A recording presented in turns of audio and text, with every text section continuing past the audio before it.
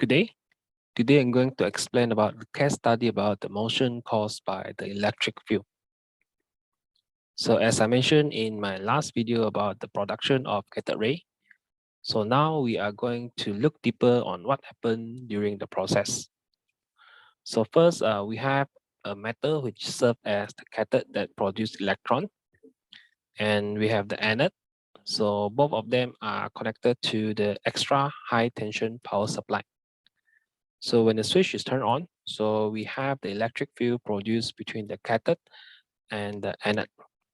So electric field strength produced is equal to V divided by D, and it is constant.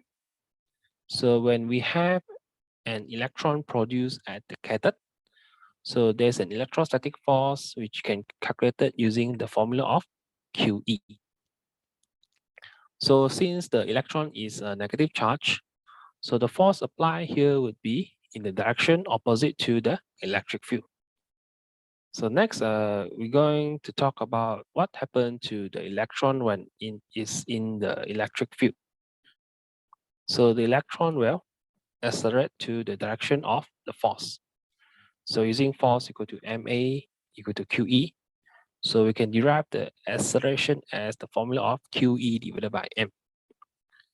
So in short, okay, so what we can see here is that when there's a potential difference exists between the charged body, so we have the electric field produced, which is constant for this case. And then we have the electrostatic force acting on the electron, and it is also constant, and the electron will accelerate towards to the anode. So next, we're going to talk about the changes in the velocity. So when the electron is produced at the cathode, so initial velocity would be 0. So we are interested to calculate the final velocity of the electron when it reaches at the anode. So first method, we can use the linear motion formula, which I will use the v squared equal to u squared plus 2as in this case. Substitute the formula of acceleration, and then we can get the final velocity as the formula of square root 2 qv divided by m. So next thing, I'd like to introduce a second method to calculate the final velocity, which is about the conservation of energy. So it is the gain in kinetic energy is equal to the loss in the potential energy. So because when the electron is moving to the anode, so it is moving from a higher electric potential to a lower electric potential. So we say that it is losing its electrical potential energy and then convert to the kinetic energy. So substitute the formula of kinetic energy and the electrical potential energy. So in the end, you will get the same formula, which is the square root of 2 qv divided by m.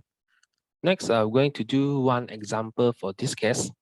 So given the EHT power supply is at 100 watt and the cathode and anode is at a distance of 1 centimeter away from each other. So given an electron is produced at the cathode, so please calculate the electric field strength, the force applied on the electron, and the acceleration of the electron using the formula derived just now. So you can pause for a moment to do it on your own if you're interested of. So let's move on. First is the electric field strength, which equal to the V divided by D. So the potential difference here would be negative 800 since I would take the direction to the right as positive. So E is equal to negative 80,000 watt per meter, and it is in the direction to the left. So for the force applied on the electron, we can using the formula of QE, and take note that the charge of electron is negative. So calculating the value, you will get a positive 1.28 multiplied 10 to the power of negative 14 Newton.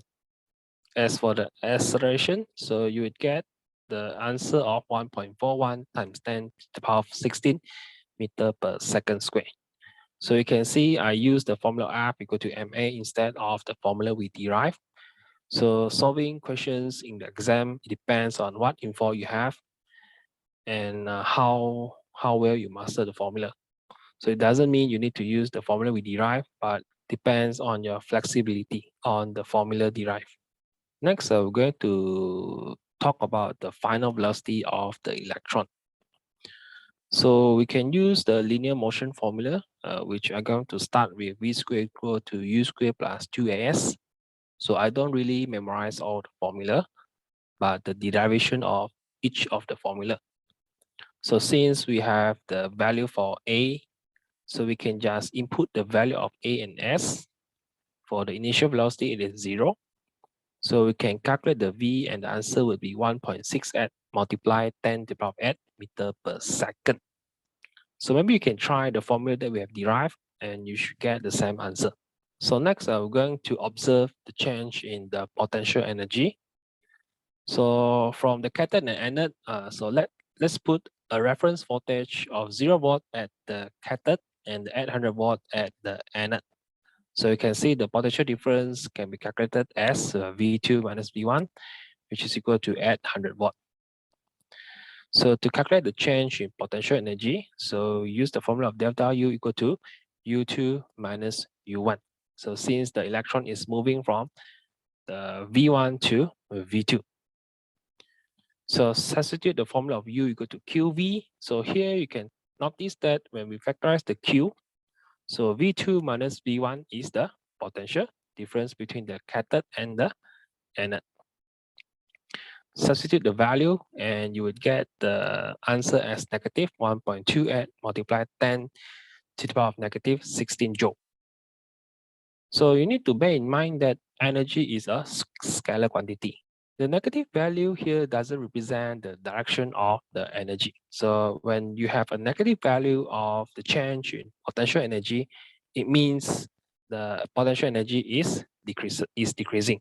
So next, we're going to look carefully on the change in the kinetic energy. So we have the electron moving from the cathode to the anode. So initial velocity as 0 meter per second, and the final velocity as what we have calculated just now. To calculate the change in kinetic energy, so what we do is calculate the delta K equal to K2 minus K1. So or the formula of half mv squared minus half mu squared. So since initial velocity is 0, so we just calculate the final velocity, which is a half mv squared. So substitute the value and you would get a positive 1.28 multiplied 10 to the power of negative 16 joule. So here we have a positive value for the change in the kinetic energy. So which we can conclude that the electron is losing electric potential energy and it is gaining the kinetic energy. So the electron is moving from a higher potential to a lower potential, and the velocity of the electron is increasing. So that's all for this video. I hope you do understand what is happening here. So if you have any question, leave in the comment section below. So thank you.